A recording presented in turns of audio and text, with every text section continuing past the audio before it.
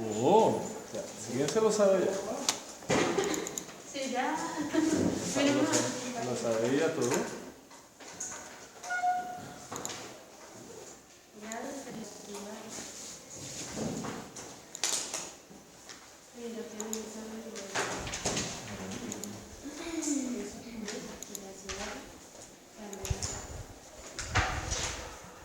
Bueno, pues nosotros vamos a empezar un tema nuevo.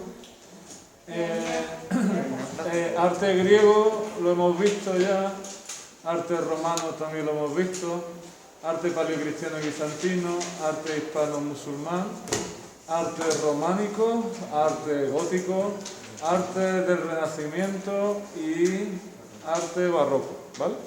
Así que, ¿qué viene ahora? Neoclásico. Pues viene un estilo artístico que se llama arte neoclásico.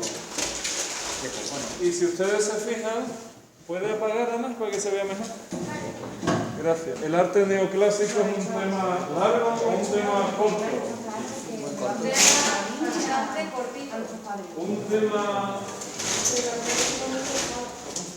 Un tema muy cortito. ¿Qué vamos a dar en arte neoclásico, doña Cristina? Pues vamos a dar las características generales del neoclasicismo, las academias, la arquitectura Juan de Villanueva y la escultura a Canova y la pintura a Dalí. Muy bien, ha leído usted muy bien. Si ustedes se fijan, es un tema pues muy cortito. Entre hoy, el viernes no, porque se hará el examen.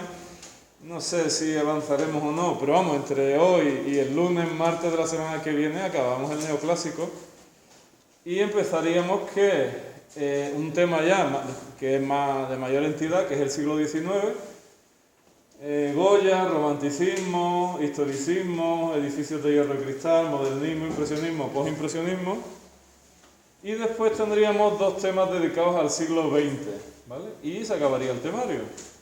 Es decir, que más o menos, pues vamos bien, terminaremos el temario a final de mayo. ¿Vale? Y una cosa, en el examen de este viernes no, porque solo te cooperación y eso, pero en el examen que hay para el viernes que viene, Ya, para el viernes que viene ya. Sí, sí. Qué barbaridad.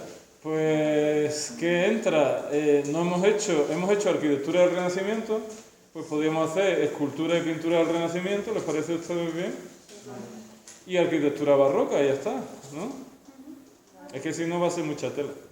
Vamos, así ya verán ustedes que son muchas obras, pero... Escultura renacentista, pintura renacentista y arquitectura barroca, ¿les parece bien?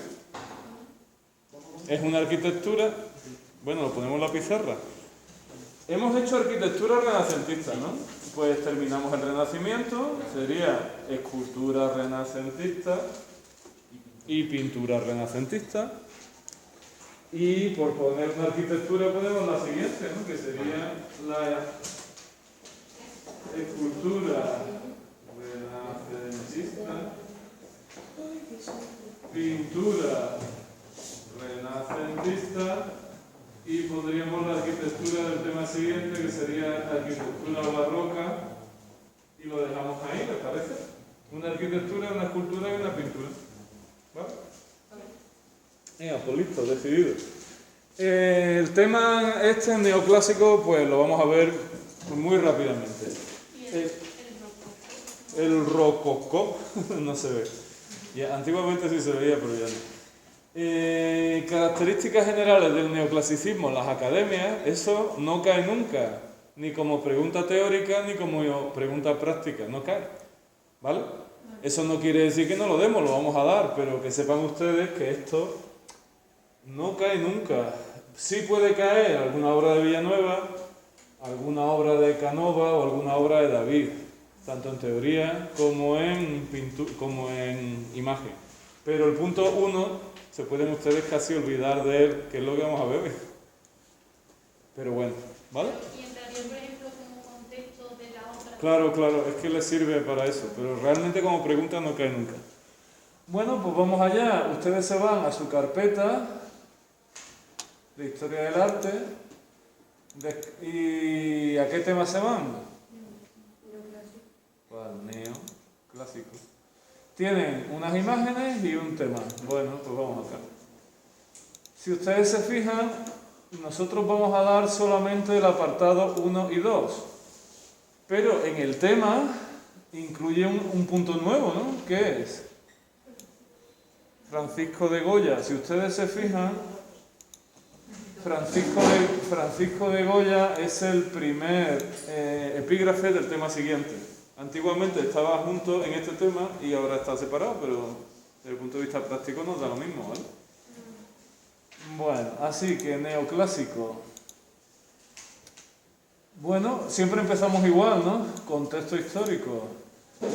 Primera pregunta, ¿cuándo se da el neoclásico? Si el barroco se da en el 17 y el 18, el arte neoclásico se da pues a finales del 18 y en el siglo XIX. Muy bien. ¿Hay grandes cambios en la humanidad en el siglo XVIII y primero del siglo XIX? Vamos a pensar un poco. Sí. Historia del mundo contemporáneo, los que lo dieron el año pasado. Desde el siglo XVIII en Reino Unido, después en Francia, después en España más lentamente, en Alemania, en Estados Unidos, aparece la revolución industrial. ¿Eso va a transformar la vida o no? Vamos a pensar un poco, ¿sí o no? ¿Por qué transforma las formas de vida? Doña Carmen. Pues por un lado porque se crean puestos de trabajo mejores, lo que a la gente le va a proporcionar más ingresos y van a poder mejorar su nivel de vida. ¿Dónde vivía la gente mayoritariamente antes de la revolución industrial? En las zonas rurales. En las zonas rurales y se marchan. Con el éxodo rural. Se marchan a las ciudades. A las costas a la costa mediterránea aquí en España sobre todo, para Muy bien. donde hay más turismo, para buscar empleo. Muy bien. Por otro lado, hay un gran auge del sistema económico capitalista, ¿no? La mayoría de la población que antes vivía en las zonas rurales se va a las ciudades y empieza a haber problemas, ¿no? Aparece un nuevo grupo social, el proletariado, la burguesía, es en la época dorada de la burguesía, del siglo XIX, cuando empieza a enfrentarse con la nobleza. Y al final, ¿esto cómo acaba? Esto acaba con la revolución, bueno, acaba. Estalla la situación con la revolución francesa, ¿no? Cuando determinados grupos sociales quieren tener un papel en la sociedad que la sociedad del antiguo régimen no les daba. Así que acabará en la revolución.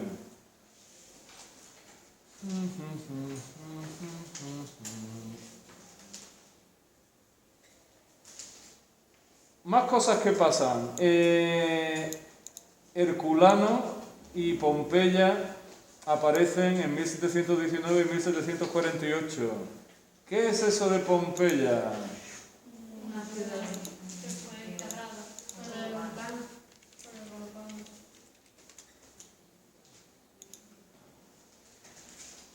Aparece Pompeya. Bueno, ¿sabemos lo que son estos?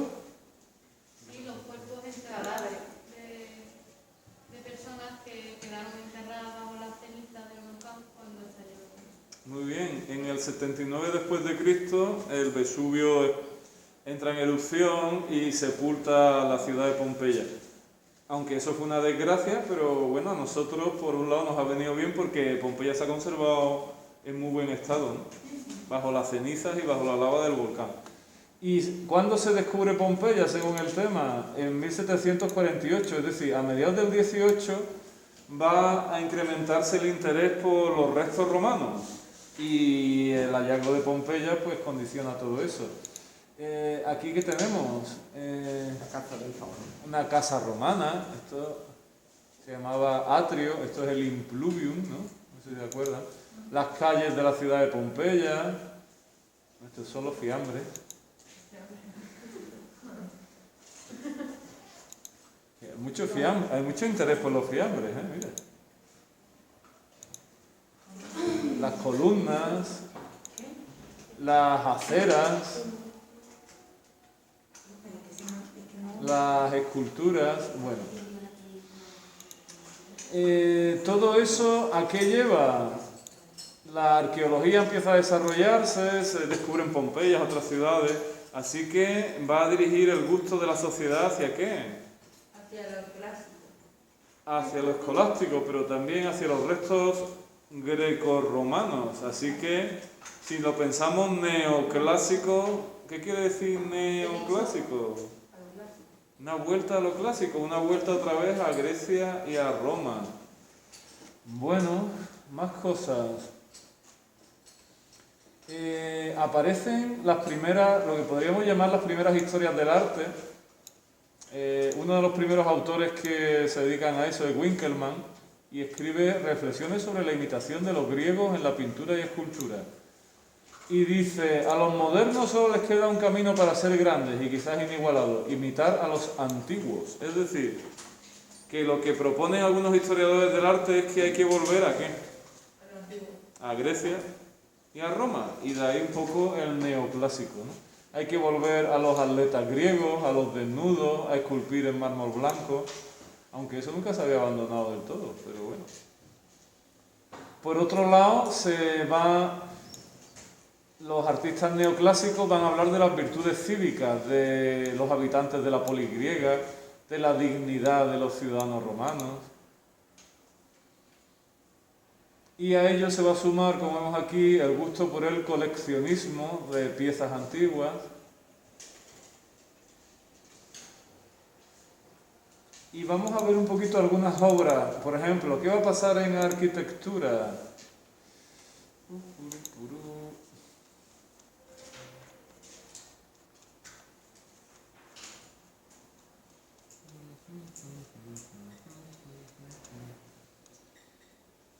Por ejemplo, esto es la iglesia de Santa Genoveva en París y es neoclásico, es de 1750, mediados del 18. ¿Esto a qué me suena? 1, 2, 3, 4, 5, 6. ¿Es un templo de qué tipo? Hexástilo, con una gran cúpula aquí que me puede recordar, ¿a qué me puede recordar esa gran cúpula? Santa Sofía. A Santa Sofía, al Panteón de Roma, pero también a cúpulas más modernas, por ejemplo. La de Santa María de las Flores. También. Santa María de las Flores, también San Pedro del Vaticano.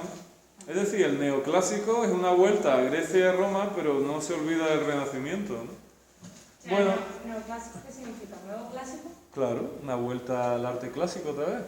Esta es la iglesia de la Magdalena en París. ¿Y esto qué es? 1, 2, 3, 4, 5, 6, 7, 8. Es un templo octástilo de orden corintio. Si ustedes se fijan, tenemos una escalinata, basa, fuste estriado, capitel corintio, arquitrabe dividido en 3 bandas, friso con una decoración en relieve y una inscripción. De hecho aquí pone Magdalenae, ¿no? Iglesia de la Magdalena. Y un gran frontón con decoración en relieve. Es muy clásico, ¿no? Pero, ¿cuándo se hizo esto? A principios del siglo XIX. Eso es enorme, ¿no? Esto es enorme, sí Pero señora. mira la persona, tío. Y ¿Cómo le vas? si ustedes han ido a París, habrán ido a ver el Arco del Triunfo. Qué foto más mala, vamos a buscar una mejor. Pero eso era de... Yo vi de Pedro. Si ustedes han estado en París, habrán ido a ver los Campos Elíseos y habrán ido a ver esto, ¿no? Bien bonito. El Arco de Triunfo de París, construido entre 1806 y 1836 por orden de Napoleón Bonaparte. ¿A qué nos recuerda esto? A los arcos A los arcos de triunfo de Tito, de Constantino, de Septimio Severo. Hombre, las dimensiones son otras, ¿no? Este es un arco mucho más grande. Lo mandó construir Napoleón, pero claro, Napoleón se proclama emperador. ¿A quién se quiere asimilar Napoleón? A los emperadores romanos. Muy bien. Y para eso pues construye un gran arco del triunfo, dedicado a las tropas francesas que habían conquistado media Europa. Bueno, lo han estudiado en Historia de España, ¿no? tras la Revolución, cuando Napoleón se hace con el control, Francia comienza a invadir casi todos los países próximos que tiene y empieza a controlar Europa. Así que un arco de triunfo para conmemorar las victorias del ejército francés, ¿no? 1806-1836. ¿Qué se conmemora? La batalla de Austerlitz. 50 metros de altura, 45 metros de ancho, 22 de profundidad, una gran bóveda. Y fijaros cómo el arco está en una plaza circular que hace ¿de qué? De distribuidor de avenidas en la ciudad, ¿no?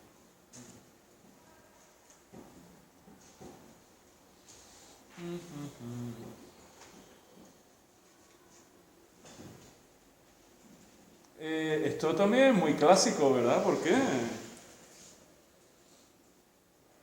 Una victoria alada es una Nike, ¿no?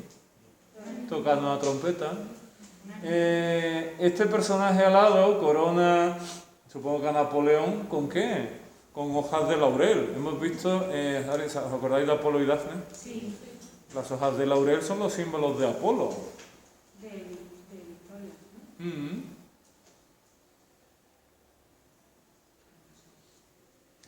Distintas batallas,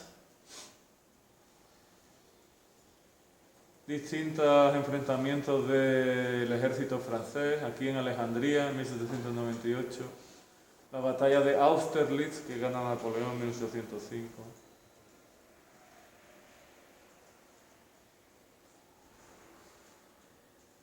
Una lista de las victorias francesas. Todo esto son victorias que el ejército francés ha tenido en distintas localidades. Los nombres de los líderes militares de la Revolución y del Imperio están grabados en el interior. Figuras alegóricas, personajes de la mitología romana, estos son victorias. Bueno, esto es el neoclásico, una vuelta otra vez al arte clásico. Muy bien, por ejemplo, si vamos a Londres, pues una visita muy habitual es ¿qué? La National Gallery. Los museos de Londres, además, los nacionales son gratuitos, con lo cual casi todos los turistas acaban yendo porque es gratis. ¿Y esto a qué nos recuerda? 1, 2, 3, 4, 5, 6, 7 y 8. Es un pórtico octástilo con arquitrabe friso y un frontón y arriba una cúpula. Los edificios neoclásicos normalmente van a intentar ser edificios públicos abiertos a la sociedad, por ejemplo los museos, las academias, las pinacotecas. ¿Por qué? Porque la burguesía tiene la obsesión de crear edificios para que el pueblo pueda mejorar su formación. Así que la National Gallery, pero también, si ustedes se fijan, el Museo Británico,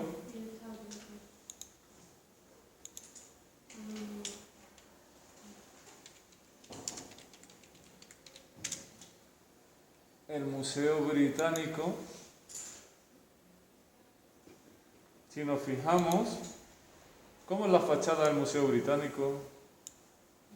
1, 2, 3, 4, 5, 6, 7, 8. Es un templo octástilo de orden jónico con un arquitrabe dividido en 3 bandas, un friso y un frontón con decoración en relieve.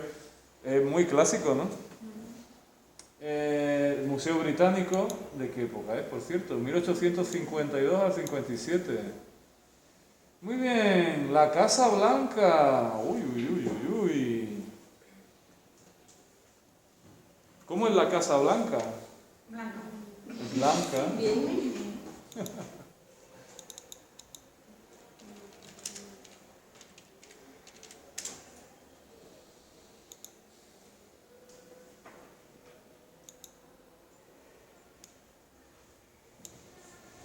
Muy bien. 1, 2, 3, 4. Es un pórtico tetrástilo de orden creo que jónico, ¿Son así? arquitrabe dividido en 3 bandas, friso liso y un frontón. Y dos alas a izquierda y a derecha, con ventanas rectangulares cubiertas por frontones rectos y curvos. Todo esto es muy clásico, pero también es muy renacentista. No sé si ustedes se acuerdan de la Rotonda. ¿La Rotonda? ¿Villacapra o la Rotonda? Sí, porque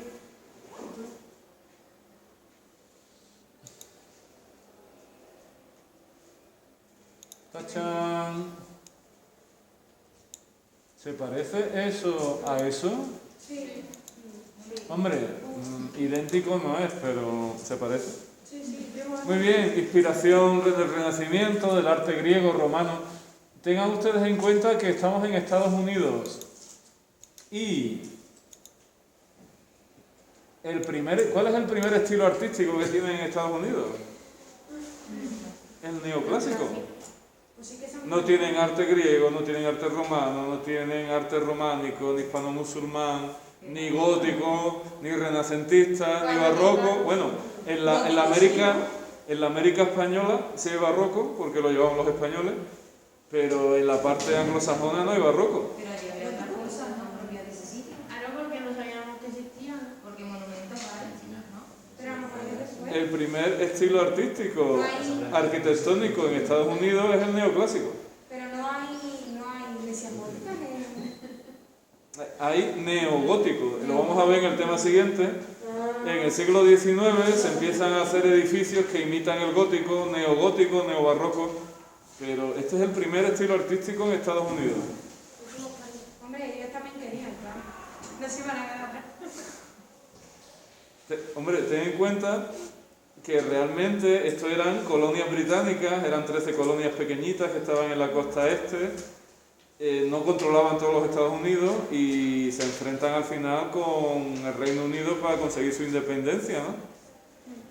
La guerra de la independencia. Bueno, 1790, Casa Blanca, neoclásico. El Capitolio de Estados Unidos, ¿a qué nos recuerdan? Al Vaticano, a Santa Sofía. Buena, Santa Sofía también. No tonto. Muy bien, si hemos ido a Berlín, hemos visto la Puerta de Brandenburgo.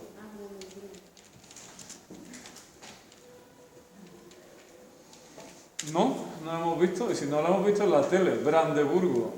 ¿Le he dicho? ¿La he puesto mal? En la tele la hemos visto, ¿no? Esto no va a cargar bien, a ver esto. Lo sabía.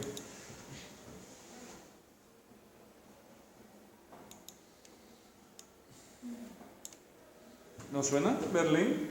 Sí, Puerta de Brandeburgo. Pero si me fijo en la puerta de Brandeburgo, que veo aquí, veo una basa, un fuste estriado, un capitel dórico, un arquitrabe liso, un friso dividido en triglifos y metopas, y después un pequeño, esto no me acuerdo cómo se llama, y una estatua de una cuadriga en la parte superior. Esto es neoclásico, una vuelta al siglo XIX, una vuelta del siglo XVIII-XIX al arte griego y romano. Como vemos aquí, es de Karl Gotthard y es de 1788-1791. Pero y respecto a otras investigaciones del Renacimiento, Sí. no hay grandes diferencias. No. Quiero que sepas exactamente que esa es la obra. Por ejemplo, la Casa Blanca, tú ves una imagen de un edificio y no tienes ni idea, puedes confundirlo con el Renacimiento. Estos son más Totalmente. Lo que pasa es que no cae mucha arquitectura del Renacimiento en los exámenes y normalmente lo que cae es Sota, Caballo y Rey. La Casa Blanca no cae nunca. Lo que cae es la Villacapra o la Rotonda. Y Santa María de la Novela y esas cosas. Y la cúpula de Santa María de las Flores, lo demás no cae. Mira, esto por ejemplo es un museo dedicado a sellos, sellos del Próximo Oriente en Berlín. Se llama Glyptoteca de Múnich. Y si nos fijamos, ¿qué es? Pues 1, 2, 3, 4, 5, 6, 7, 8. Un pórtico octástilo y todo es muy clásico, ¿verdad? Bueno, pues claro, como dice Zaira, el neoclásico casi no se distingue del Renacimiento y casi no se distingue de Grecia y Roma, es verdad. Bueno, una cosa que aparece en el neoclásico van a ser las academias de bellas artes. ¿Y por qué es eso importante? Pues, ¿Por qué? porque ahora, a partir de ahora se enseñará. Muy bien, antiguamente, bueno, antes también se enseñaba, pero ¿dónde se enseñaba? Pues en los gremios. En los gremios, muy bien. Si tú querías aprender, o tu familia decía, pues niño que se meta a pintar y le gusta. ¿A dónde iba uno? Iba a un maestro pintor y se tenía que meter como aprendiz del oficio. Cuando pasaban unos años podía hacer un examen y convertirse en oficial. Y al cabo de unos años podía pasar una prueba y convertirse en maestro. Así se organizaban los oficios durante la Edad Media y el Renacimiento. ¿Qué iba a pasar a partir del siglo XVIII? Exacto, aparecen las academias que van a romperlas con la estructura gremial. Si uno quiere aprender a pintar, escultura o arquitectura, ¿a dónde se dirige? A las academias de bellas artes, que además van a imponer el gusto de la sociedad, van a imponer un estilo que llamamos el estilo académico. ¿Qué quiere decir eso? El estilo propio de la academia, y se supone que se va a hacer el estilo, el diseño, las formas artísticas ideales. Normalmente las academias suelen tener 3 niveles educativos. El primer nivel se denominaba sala de principios y en esa aula se metían los aspirantes y se empezaban a copiar partes anatómicas sencillas como ojos, nariz, bocas, orejas, tanto en pintura como en escultura. ¿Y esto qué son? Las cosas que se empezaban a hacer en la academia, ¿no? Se empezaban a modelar manos, a modelar rostros, a modelar cabezas. Ahí tenemos más ejemplos, ¿no?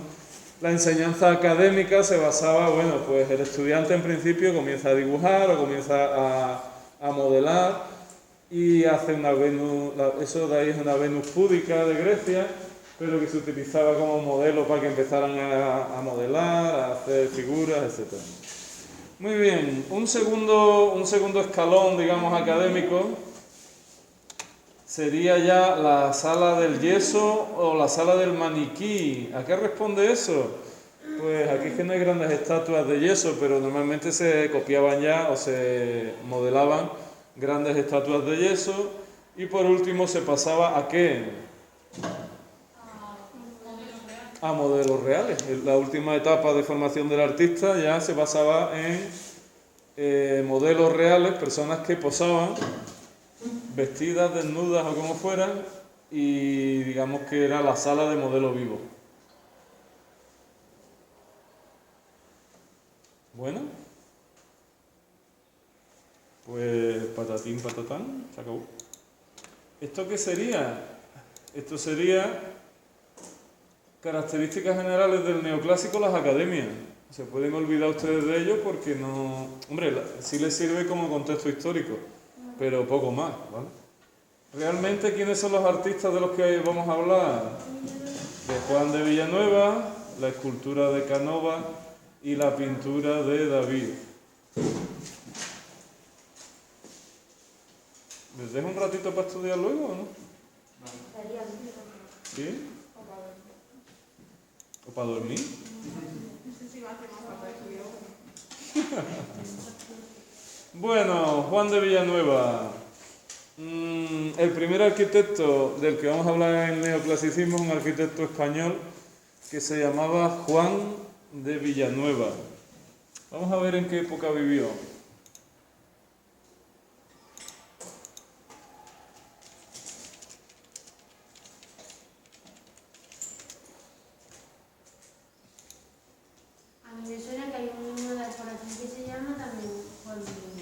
¿Que hay un qué? Hay un niño de por aquí que se llama Juan de Villanueva. ¿Ah, sí? Vamos, Posible. por el Villanueva. Hombre, no es un apellido tan raro. Muy bien, Juan de Villanueva vivió ¿cuándo? En el siglo XIX. Pues en el... No, Sí, no. ¿En qué siglo? 18. 18. Entre 1739 y 1811, es decir, vivió en la segunda mitad, en el siglo XVIII, segunda mitad del siglo XVIII y comienzos del siglo XIX. Y dice aquí que fue arquitecto español y dice que fue el máximo exponente de la arquitectura neoclásica en España. Anda, y esto es un retrato que no se ve en pimiento, ¿hecho por quién? Por Goya. Si ustedes se fijan, vivió en la segunda mitad del 18 y principios del 19 durante la época de la Guerra de Independencia. Se murió antes de que acabara, ¿no? 1808-1814. Murió en 1811. Pero esa época es la que Goya refleja, ¿no? La Guerra de la Independencia. Así que fue coetáneo de Goya. Vivió entre 1739 y 1811 y es el pintor neoclásico más importante de España. Bueno, no nos vamos a meter en mucho detalle de su vida, pero fíjense ustedes, Juan ingresó como alumno en la Real Academia de Bellas Artes de San Fernando. ¿Qué hemos dicho del siglo XIX? Que la enseñanza artística pasa a las academias.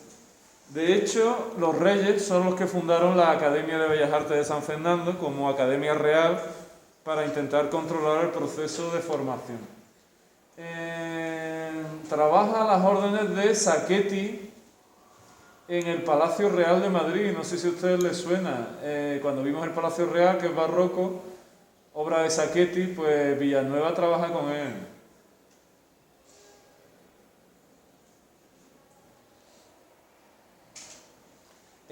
Hace un viaje a Italia. En aquella época casi todos los artistas hacen un viaje a Italia. ¿Por qué?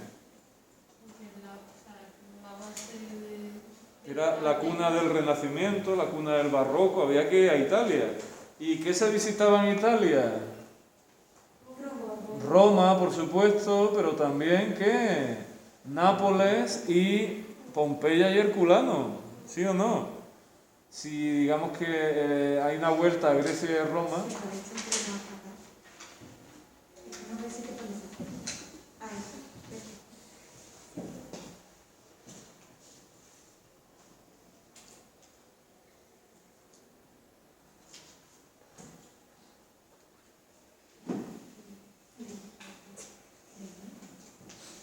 Muy bien, trabajó en el monasterio del Escorial, como ven ustedes aquí, fue nombrado arquitecto de la comunidad de los monjes jerónimos del Escorial, donde completó algunos espacios.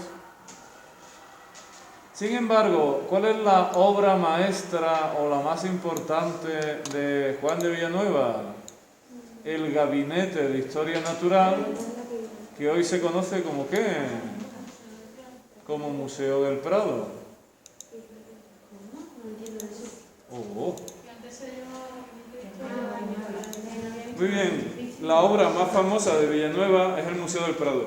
Lo que pasa que el Museo del Prado no nace como una pinacoteca, como un museo de pintura, sino que es un museo de historia natural. ¿Vale? Por eso dice que su obra más famosa es el Gabinete de Historia Natural. Es decir, en un principio el edificio que diseñó Villanueva era para un museo de ciencias, pero finalmente se decidió que fuera de pintura. Pero bueno, él lo diseñó como un museo de ciencias, ¿vale? Como vemos aquí, lo diseña proyectos de 1785 y 1787, pero que en 1814, cuando termina la Guerra de Independencia, se convierte en ¿qué? En un museo de pintura.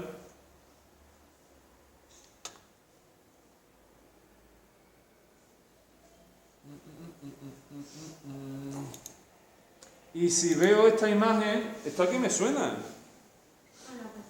1, 2, 3, 4, 5 y 6. ¿Esto qué es? Exacto. Es un pórtico hexástilo que presenta basa, un fuste liso, y esto es lo que hemos llamado orden toscano, que es como un dórico, pero que tiene aquí un collarino, ¿verdad? Después tenemos un arquitrabe muy prolongado y un segundo cuerpo que recuerda un poco a los arcos de triunfo, ¿no? Con un relieve en su parte superior. Bueno, eso es muy clásico, pero si nos fijamos, a izquierda y a derecha, ¿qué tenemos? Lo mismo, con C. Una galería en la que tenemos en la parte baja una hornacina, puerta, hornacina, puerta, hornacina. Ese ritmo recuerda a qué? Al Renacimiento, muy bien. Y en la parte superior tenemos una galería, una sucesión de columnas de orden jónico, con ventanas que iluminan el edificio. ¿Por qué tanta ventana? Porque es un gabinete de historia natural y va a ser un museo, por lo tanto la luz natural era muy importante para iluminar las colecciones. Bueno, Museo del Prado. Vamos a ver otras imágenes. Pues no vamos a ver muchas imágenes. Sí, mira aquí. ¿Qué estamos viendo? Estamos viendo el pórtico que hemos visto antes y como a izquierda y a derecha es un gran edificio, ¿no? Muy longitudinal, con esa sucesión de columnas jónicas que iluminan el edificio.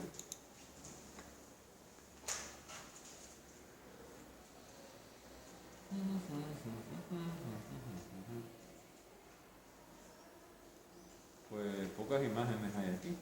Vamos a mirar.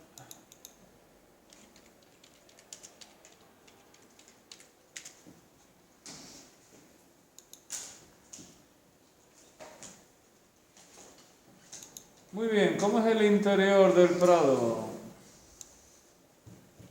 Con una bóveda Muy bien, muy bien, muy bien. de... Una bóveda de cañón con casetones, ¿verdad? Y grandes luminarias abiertas en el techo. ¿Por qué esa obsesión por la luz? Pues porque era un gabinete de historia natural, había que intentar iluminar las colecciones para que fueran luminosas. Hoy en día, este es el aspecto que tiene el Prado, las galerías principales del Prado. ¿Esos son pechinas? Sí, son, no, bueno, son como... Son lo que en la Capilla Sixtina se llaman lunetos, esos triángulos que forman, digamos, adapta la bóveda a la pared. Son esos triángulos en donde aquí Miguel Ángel pintó los profetas y las sibilas, en esos triangulitos. Se llaman lunetos.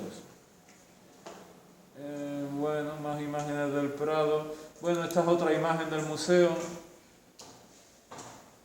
Pero la imagen clásica de Villanueva es esta, ¿no? Aquí tienen además una estatua de Velázquez en la portada.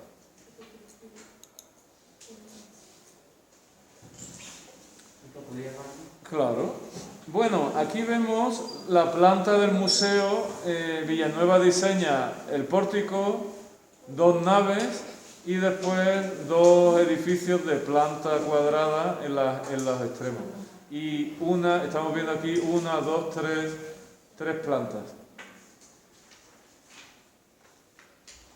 El otro edificio que destaca de Villanueva en Madrid es el Observatorio Astronómico, es de 1790. ¿Y a qué recuerda? A la rotonda. Pues claro. Si ustedes se fijan, claro, es que esta de la rotonda no...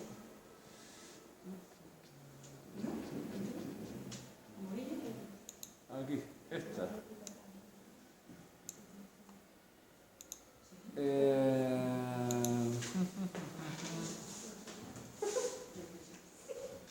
Esta. Muy bien, esta y esta. ¿Nos suena un poco o no nos suena? Sí. ¿Qué es lo que es? La de la izquierda, esta es Villacapro la Rotonda de Palladium, Palacio del Renacimiento. ¿Y esto de aquí qué es? El Observatorio Astronómico de Madrid. ¿Se parece o no se parece? Se parece mucho. Es un edificio, si ustedes se fijan, no sé si aquí vendrá la planta. No, no viene la planta. Sí, sí viene la planta. ¿Cómo es? De cruz griega, con una gran cúpula en el centro. Y aquí vemos, aunque nada más que tiene un pórtico en uno de sus lados, y Villacapra tiene 4 pórticos, uno en cada extremo, pero se parece mucho, ¿verdad? Esto y esto, pues es prácticamente lo mismo. Y es el Observatorio Astronómico de Madrid. Bueno, ¿fácil o difícil? Esto está tirado. Pues les dejo 10 minutos de estudio, descanso y llanto, ¿vale? El llanto va.